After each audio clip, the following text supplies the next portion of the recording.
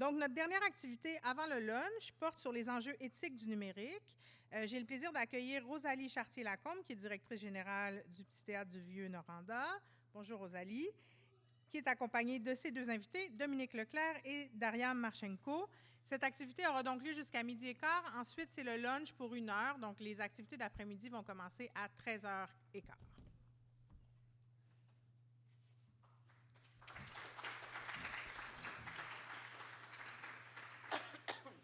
Bonjour tout le monde. Bon, tout d'abord, je tousse un peu, mais j'ai pas la COVID. Ne vous inquiétez pas, je contaminerai pas personne. J'ai fait mes tests et tout. Bonjour, mesdames. Allô. C'est vraiment super de vous avoir. Je vais prendre quelques temps pour mettre la table d'abord.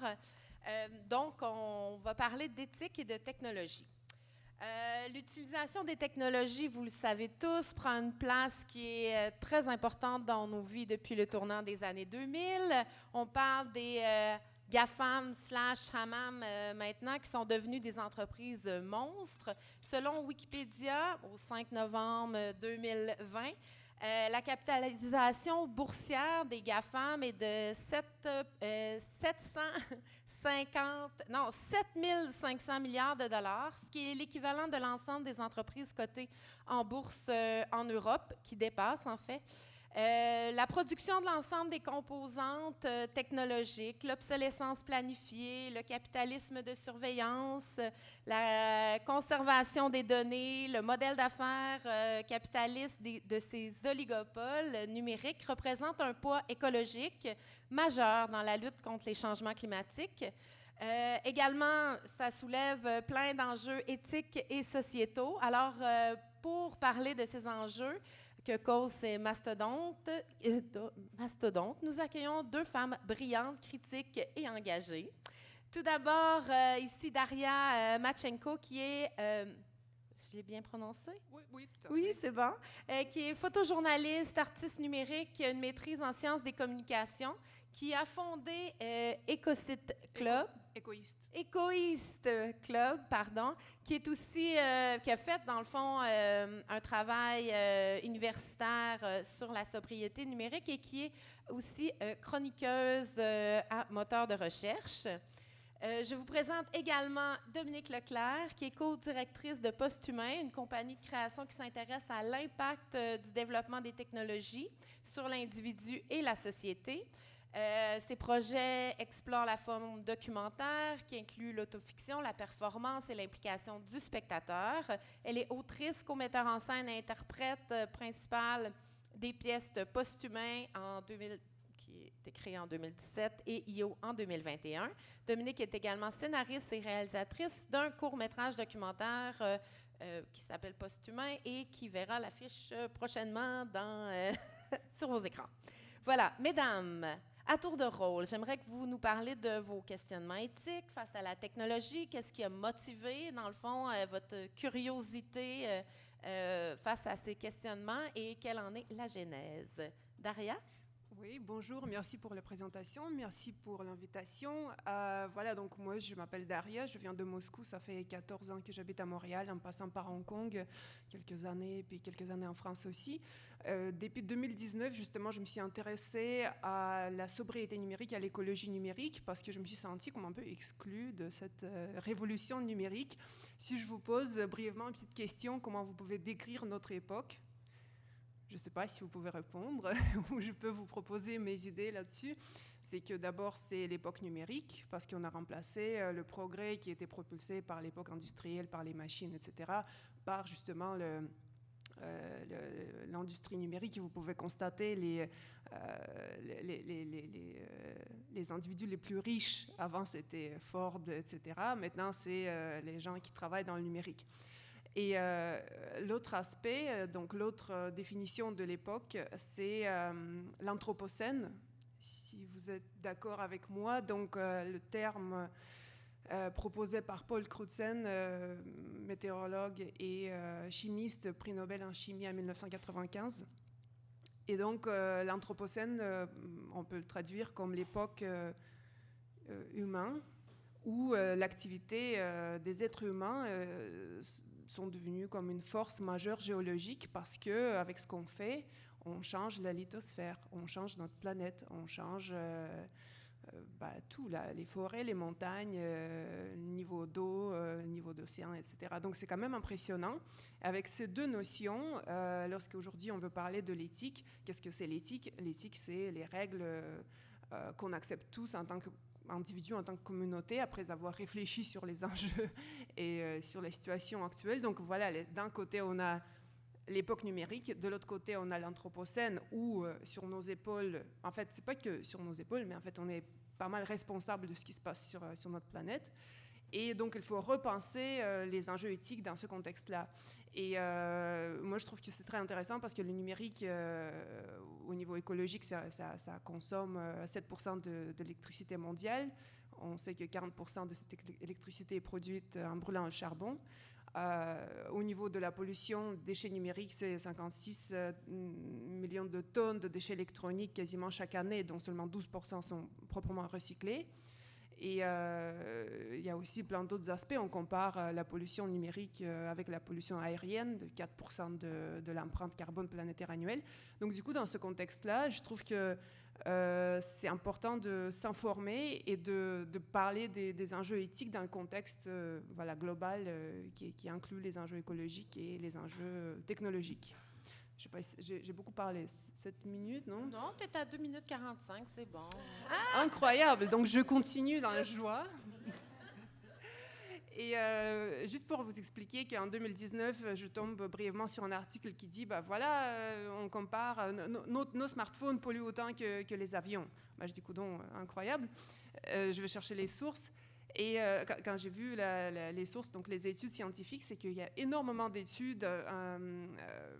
Juste pour vous dire que moi, j'ai pas de formation, donc je suis pas un génie mécanique ou quoi que ce soit. J'ai fait mes études en journalisme en Russie, puis en communication médiatique ici à Montréal, en cinéma à Concordia, puis un peu en art médiatique à Hong Kong.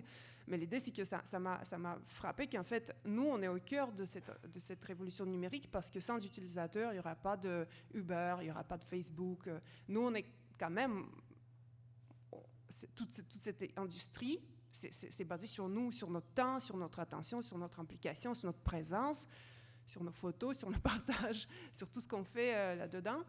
Et nous, on nous propose des expériences hyper imperméables, des objets qui sont très, très, on peut dire, esthétiquement impeccables. Rien ne s'ouvre, rien n'est maniable.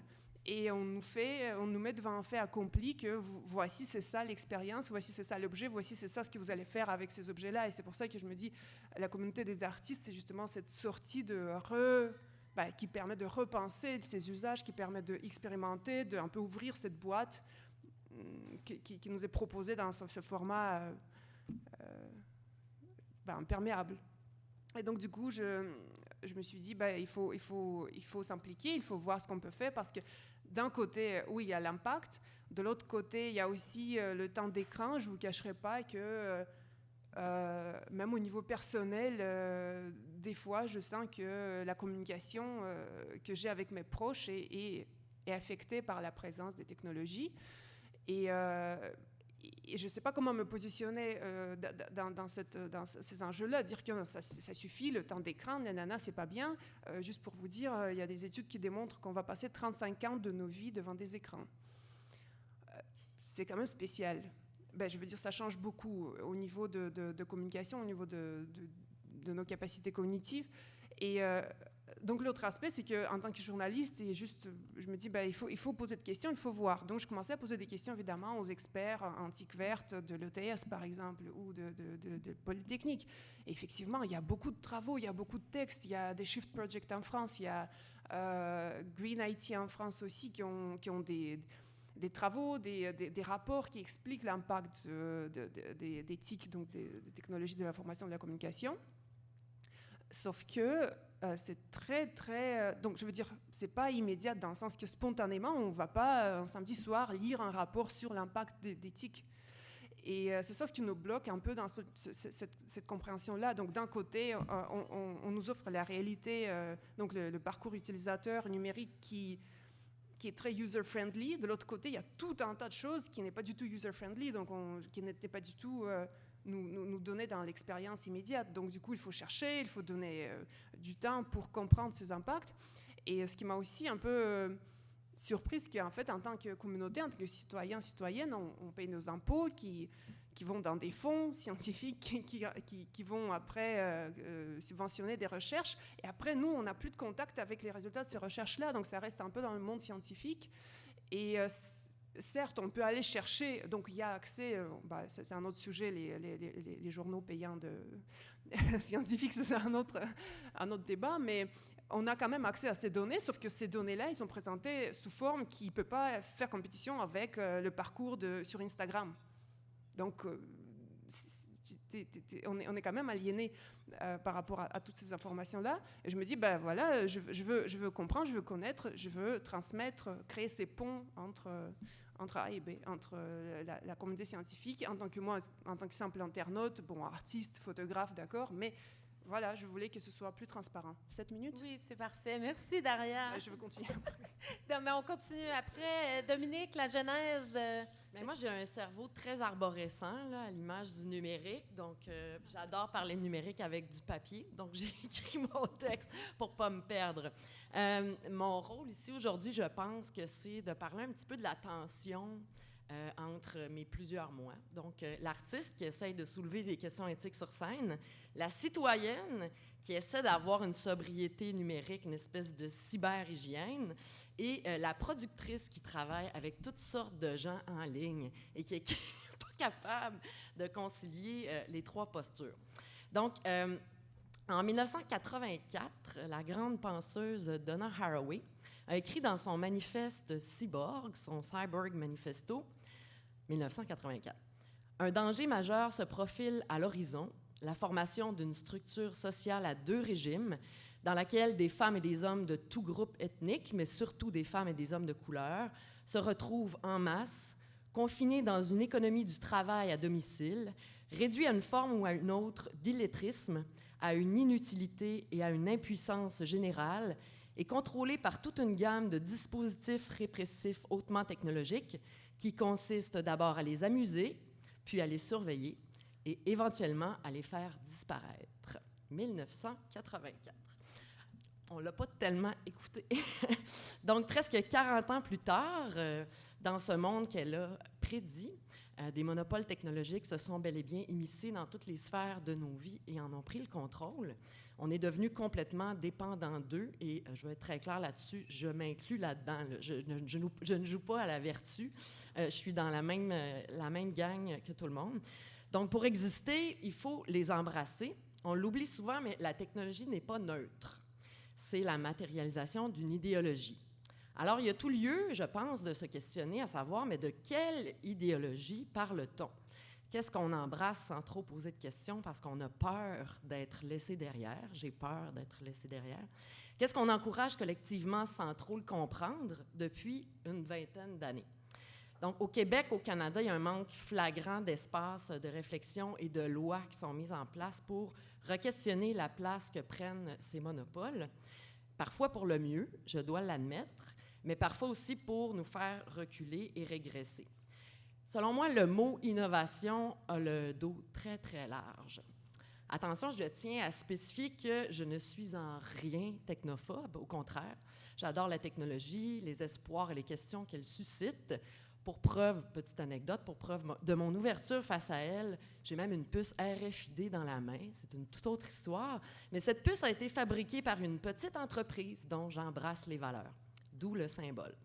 J'adore la technologie, mais je ne maîtrise pas et je ne maîtriserai jamais sa langue, celle de la programmation, celle du pouvoir. Je dépendrai donc toujours, et c'est ce qu'on m'a appris à faire, je dépendrai toujours de ceux, je me permets d'utiliser le masculin, de ceux qui construisent ces outils. Il est écrit dans l'optique que je n'arrive pas vraiment à les comprendre, à les mettre à ma main, à en sélectionner certains paramètres, certains choix, à les rêver autrement. Je dois suivre son évolution sans poser de questions, sans refuser les mises à jour automatiques, sans quoi je serai laissé derrière. J'aime la technologie, mais j'ai en horreur l'idéologie qui s'est déployée autour d'elle et que nous avons laissé se déployer autour d'elle. Les GAFAM, maintenant Amama. Donc, c'est plus Google, c'est Alphabet, c'est plus Facebook, c'est Meta. C'est un peu moins joli. Donc, les Amama ont pris le contrôle de notre démocratie, du commerce, de notre cognition, de nos relations sociales, de notre travail, de nos valeurs, de nos peurs et très bientôt de notre santé et de nos corps.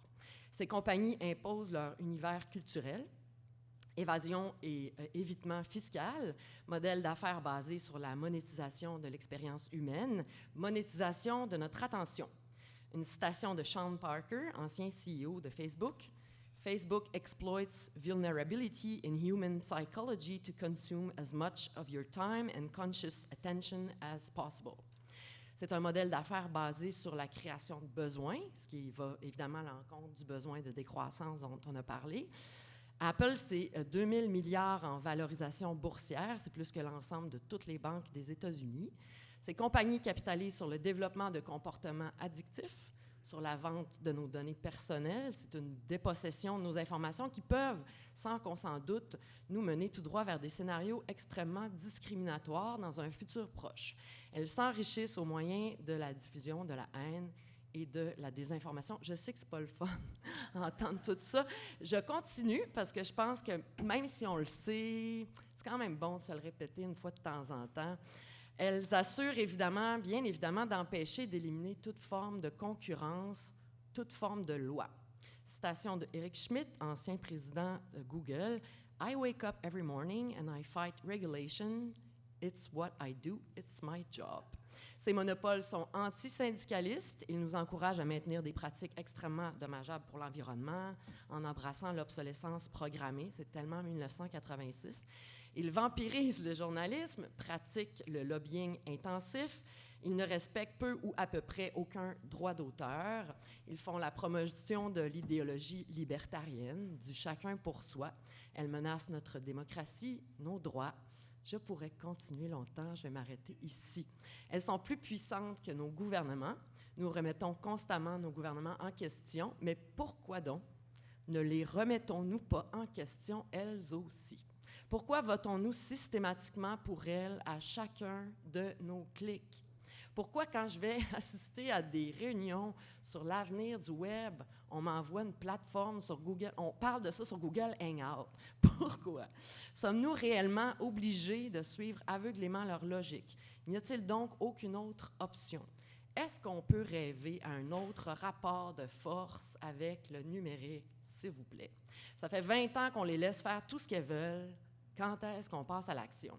Et je pense que ces questions-là sont très légitimes dans notre milieu aussi, où ça va un peu à l'inverse de ce qu'on essaie de faire. Je ne suis pas dupe. Il est impossible de se poser ces questions sans être constamment en contradiction. Impossible de passer une journée sans utiliser les Amama. Pour pouvoir les dénoncer, je dois les utiliser. Pour survivre comme artiste, je dois les utiliser. Je suis loin de condamner quiconque qui le fait. Je n'en suis pas à un paradoxe près et j'apprends jour après jour à embrasser ma posture chaotique, pleine de bonne volonté, toujours imparfaite. Je porte mon personnage fatigant et fatigué de Cassandre qui demande sans cesse « Mais pourquoi diable? Personne ne souhaite entendre parler de tout ça. Mais pourquoi diable n'encourageons-nous pas d'autres plateformes? » Au Québec, j'observe un je m'en foutisme, peu de mobilisation aussi sur ces questions-là. Je me sens vraiment toute seule. Il y a Nicolas Ciccone qui a essayé, là, mais on voit où ça nous a menés. Donc, tout embrasser sans se questionner et vivre complètement en dehors du numérique, il y a, à mon sens, plusieurs nuances et plusieurs postures possibles. Est-ce que pour exister, je suis nécessairement obligée de tout leur donner? Est-ce que je peux choisir de ce que je décide de leur donner?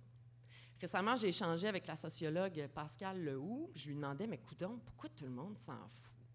Elle m'a dit, les gens ne veulent plus réfléchir, ils veulent se faire quoi dire? Est-ce que c'est vraiment ça qu'on veut?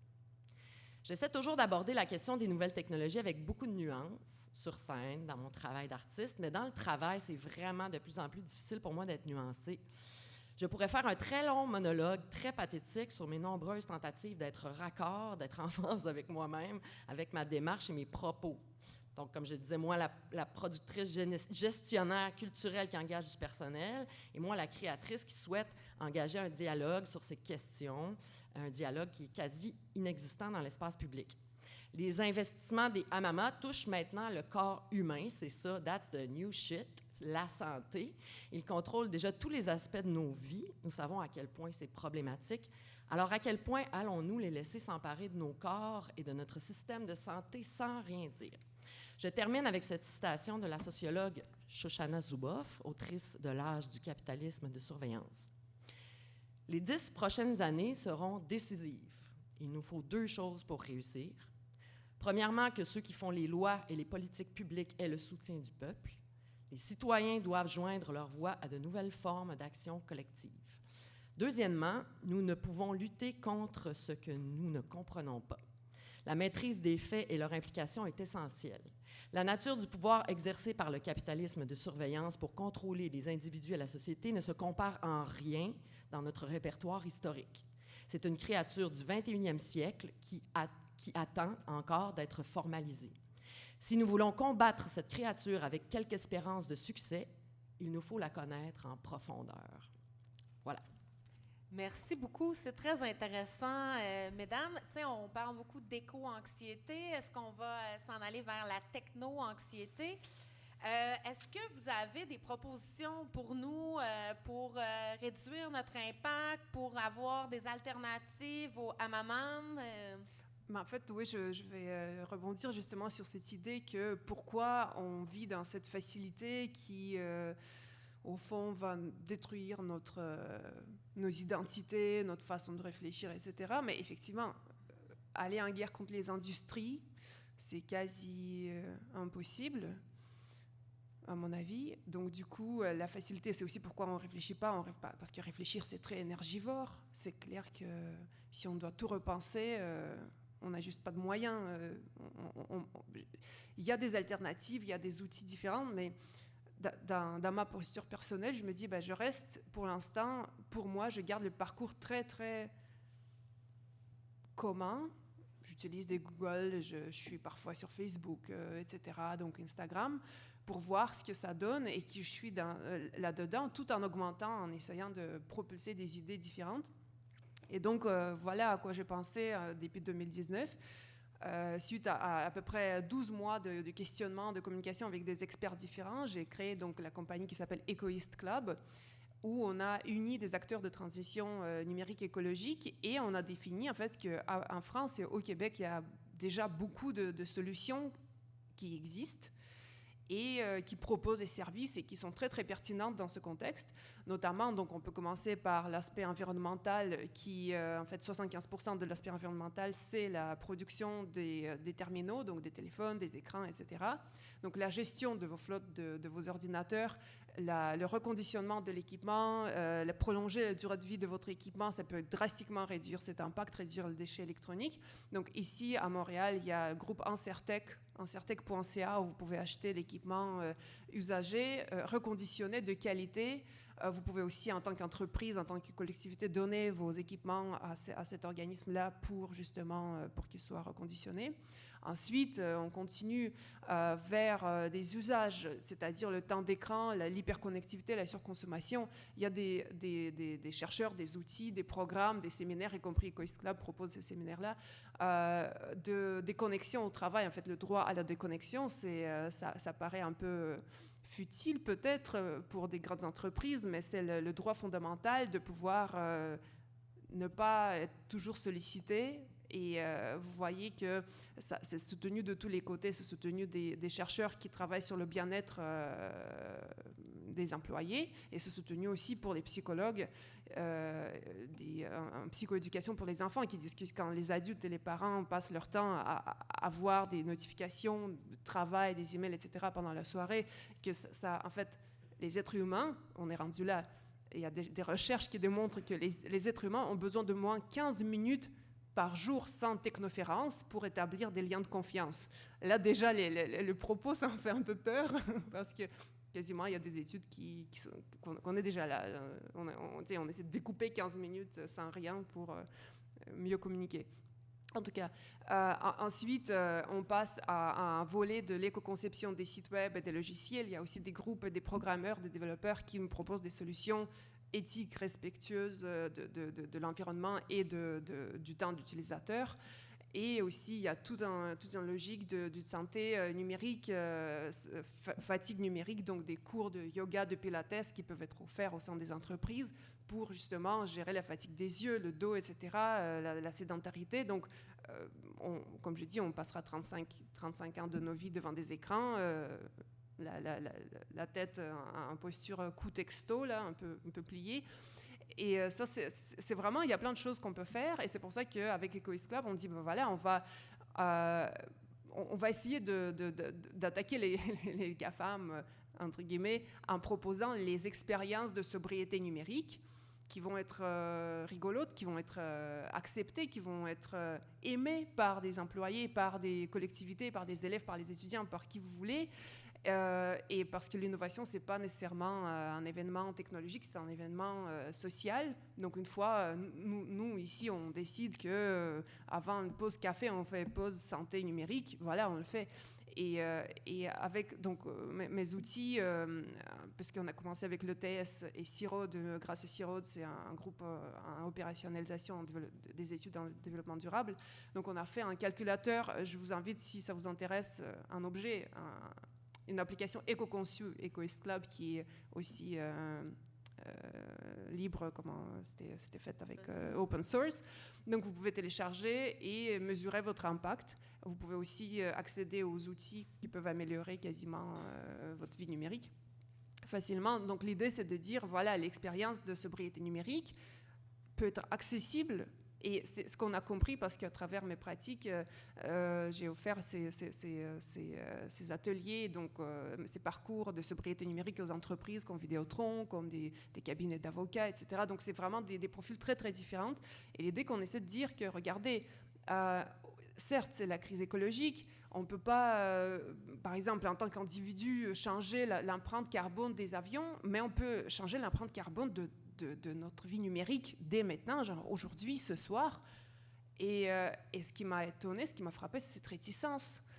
Parce que les GAFAM ou les expériences utilisateurs sont tellement déjà ancrées dans notre vie que faire l'exercice d'autoconfrontation au niveau personnel, ça devient plus difficile parce que ça marginalise la personne qui s'autoproclame numériquement sobre parce que ça le déconnecte des images, des flux de communication. Par contre, donc, on a compris avec Ecoist Club et avec nos collègues que si on s'adresse aux collectivités, donc des entreprises, des groupes, et si peu à peu, groupe par groupe, les gens sont d'accord d'appliquer quelques règles, genre le respect du droit à la déconnexion. Vous savez, vous avez tous des courriels, vous envoyez des courriels à 6 heures du soir, vous faites, hop, envoi programmé, et ça aboutit le lendemain, mais pas à 7 heures du soir, à 8 heures du soir. Donc, il y a plein de petits trucs qu'on propose et qui peuvent changer cette posture. Et là, je compare ça avec ce que nous est arrivé avec les fruits, les légumes bio, les produits bio. Il y a 15 ans, on n'avait parlé pas trop. Là, en 15 ans, on est... si on veut être bio, on est bio. Et j'imagine que ça, c'est ce qui nous prendra pour s'opposer à tout ce qu'on n'aime pas chez les GAFAM. Donc, vraiment, juste une prise de conscience par groupe, par collectivité, en disant, ben non, chez nous, notre groupe, notre entreprise, on fait ça, il y a des outils, on a fait des démarches, on a compris et on a appliqué. Et à partir de ce moment-là, ça va envoyer le signal aux instances comme le gouvernement. Là, je fais un exemple. Il y a des cours, par exemple, en France, il y a des cours... il y a une sorte d'obligation de donner des cours de l'éco-conception aux étudiants qui étudient le développement, la programmation.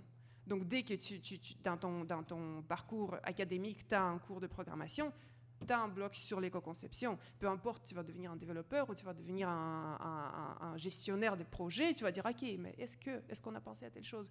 Et là, je trouve que c'est fantastique parce qu'à travers ces pensées-là, on peut quasiment, en tant qu'utilisateur, n'oublions pas qu'on est au cœur de la révolution numérique, changer certaines choses.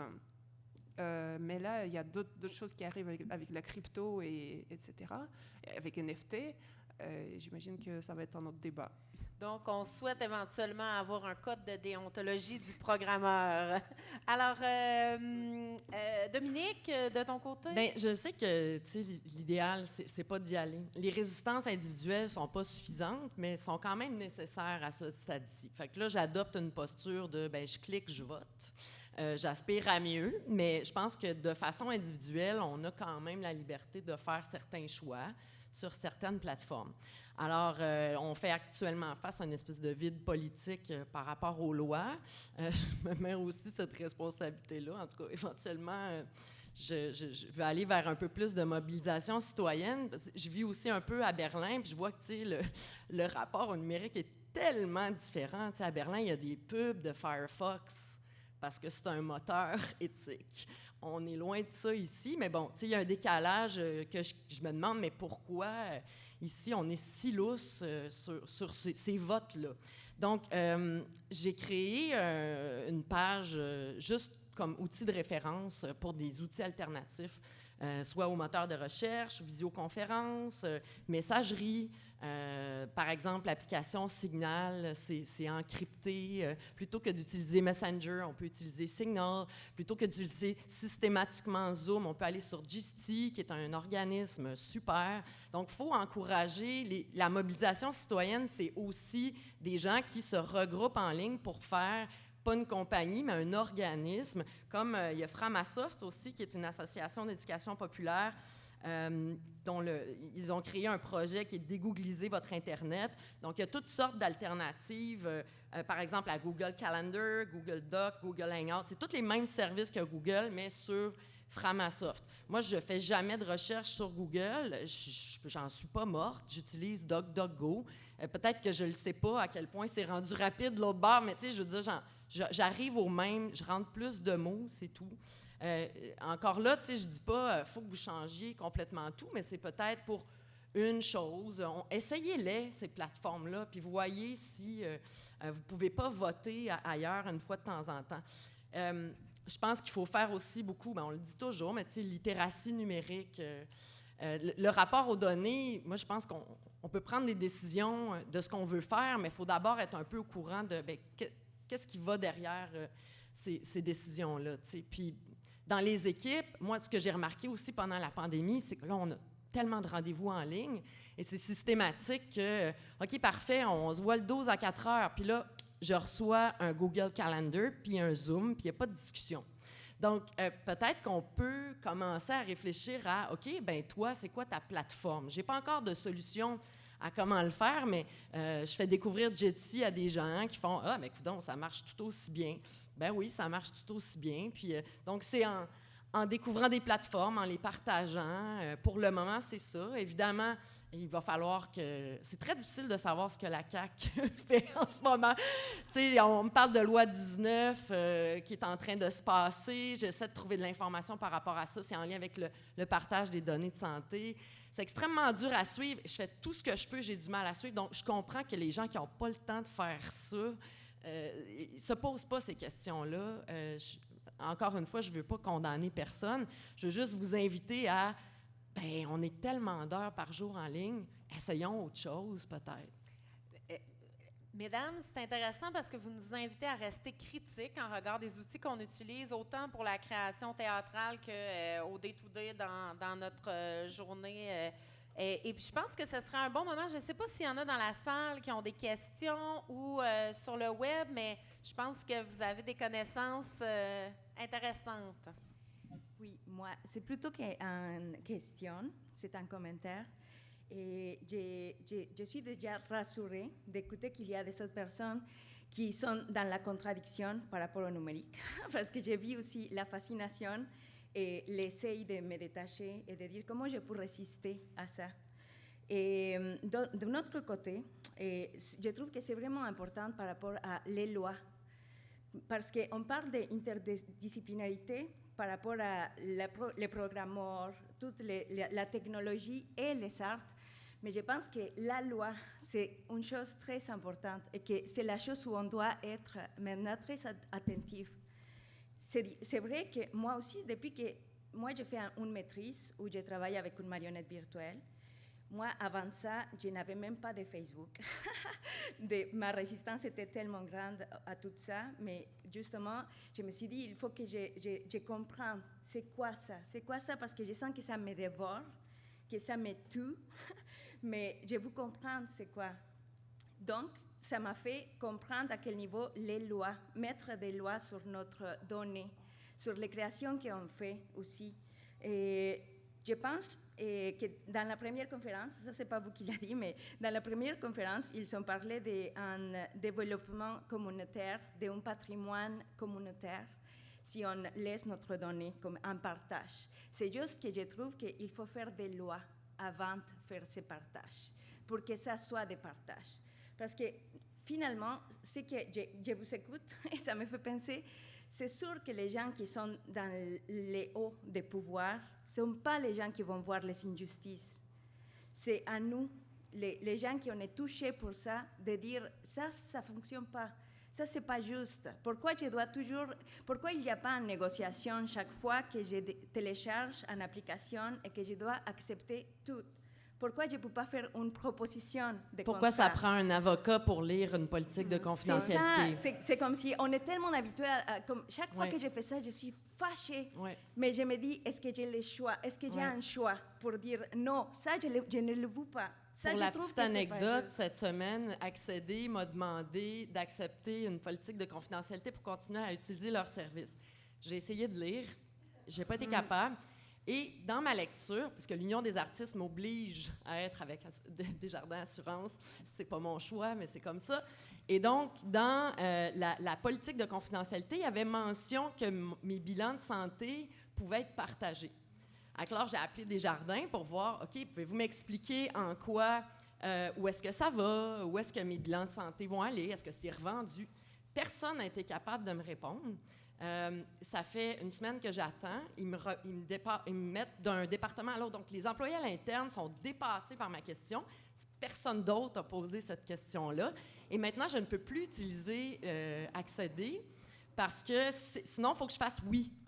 Fait que combien de personnes ont fait ce que je suis en train de faire? Tout le monde dit oui. C'est incompréhensible. Même la personne qui travaillait au département de politique de confidentialité ne comprenait pas. Il m'a rappelé pour me dire « Ça va me prendre plus de temps, Madame Leclerc, là, je suis un peu dépassée. » Et donc, j'ai toujours pas de nouvelles. Et pendant ce temps-là, tout le monde fait « Ben oui, ben oui, ben oui. » Puis c'est sûr, puis je comprends, on n'a pas le temps. Il y a juste moi là, qui peux faire mon temps faire ça. C'est ça, oui. Mais bref, il y a question de bilan de santé pour utiliser des services en ligne de banque. Et là, ils m'ont dit « Mais vous avez consenti à ça? » J'ai dit « Ah, quand? » En 1986, quand j'avais ma petite enveloppe en papier puis que je mettais 5 cents par semaine à mon école primaire puis qu'ils m'ont appris à être une épargnante Desjardins, j'ai consenti à ce qu'en 2022, on partage mes données de santé. Qu'est-ce qui s'est passé? Tu sais, mon cerveau explose. Donc, ça nous prendrait toujours un avocat. Donc, il faut demander à ces entreprises-là de rendre ça digeste. Si jamais personne le fait, parce que c'est fait pour qu'on n'ait pas envie de le lire, c'est fait en petits caractères, et même les employés à l'interne ne comprennent pas vraiment ce que ça implique. Fait que, vous n'êtes pas obligé de capoter comme moi, là, c'est pas ça. Non, c'est pas ça l'objectif, mais je trouve qu'on est vraiment dans un monde qui va très vite pour le temps de réflexion qui l'accompagne. Oui, c'est ça. Et justement, c'est pour ça que je suis très contente qu'on discute de quelque chose si important comme l'éthique. Et je pense que c'est vraiment important de regarder les lois. Vraiment, là, c'est important, je fais un appel à tous. Parce que plus on est à questionner les choses qu'ils nous demandent, ça va être... C'est ça, c'est comme justement par rapport à les bio, que tu as dit tantôt, à les légumes bio. C'est la même chose. Plus on est à regarder, à ouvrir les yeux par rapport à ça, plus on va avoir la possibilité de changer ça, d'être aussi actif dans ça. Merci. Merci. Ce que je comprends, c'est qu'on aurait pu en jaser pendant des heures. Je vois qu'il y a une dernière question, puis après, on va conclure. Merci. Allô? Merci. J'ai envie de poser des questions comme plus d'ordre philosophique puis politique, parce que je trouve que le numérique a le dos large. Moi aussi, je vis avec cette ambiguïté que je travaille en numérique, mais je rêve d'aller à la campagne avec mon petit jardin, et que je suis un poète qui s'est mis à faire de la mise en scène technologique. Fait que je vis avec cette constante ambivalence-là. Mais on parle de surveillance, on parle de contrôle, puis le numérique, c'est le dispositif le plus efficace qui a existé. Mais le dispositif de surveillance, lui, c'est un problème politique qui est de bien avant le numérique. On pense au panopticon, au bourreau qui est dans un dispositif qui peut surveiller, mais les esclaves et les prisonniers ne peuvent pas, eux, voir. Est-ce que c'est de la faute au numérique si Facebook peut aider une campagne de Trump? Est-ce que c'est le numérique qui a intérêt à nous surveiller? On est rendu dans la surveillance. On veut nous mettre des puces pour savoir si on a la COVID. Faut lire Harari et Deleuze là-dessus, c'est assez fascinant. Donc, le numérique, avec le même outil, peut servir le gouvernement à nous surveiller et peut permettre à un Marocain pauvre de faire une vidéo et d'avoir une scène, ce qu'il n'aurait jamais eu dans l'histoire de l'humanité. Donc, ce que je trouve magnifiquement paradoxal avec le numérique, c'est qu'il peut créer une nanotechnologie qui va repérer un cancer, mais il peut permettre à des dictateurs de nous surveiller plus efficacement que jamais. Donc, tout est dans l'usage et tout est dans les politiques. Donc, c'était ça ma réflexion. C'est très juste. Donc, j'avais envie de le partager parce que souvent, on pointe le numérique qui n'est que l'outil et qui n'est que le dispositif et tout est dans la façon de l'utiliser et dans les enjeux éthiques et donc, ces paradoxes-là, c'est notre vie, mais on peut l'embrasser aussi, je pense, le numérique comme une possibilité de démocratisation de voix qui seraient restées tues dans un monde sans numérique. Tout à fait, il faut l'encadrer tout simplement, puis juste pas se ramasser comme en Chine. Ça, c'est le top de la dystopie. On ne veut pas arriver là. Donc, peut-être qu'il faut commencer par dire oui à ça, non à ça, puis à se prononcer un peu. Oui, et à agir et à prendre position, puis voilà. Mais je pense que c'est un chantier en continu. C'est pour ça que ça prend du temps, du travail. C'est exigeant comme chantier. En plus, on est tous impliqués, rien n'est prêt. Et j'ai l'impression que les grandes compagnies n'ont pas de solution non plus. Et nous, en tant qu'utilisateurs, on aime... En fait, j'ai écouté récemment une émission qui parlait du fait qu'on aime des idées de complot, du complotisme, parce que ça facilite la compréhension des enjeux qui sont hyper complexes. Et donc, du coup, là, par rapport aux données et surveillance, je cite le livre de Guillaume Pitron sur le numérique, qui nous parle des trottinettes à accès libre en Europe.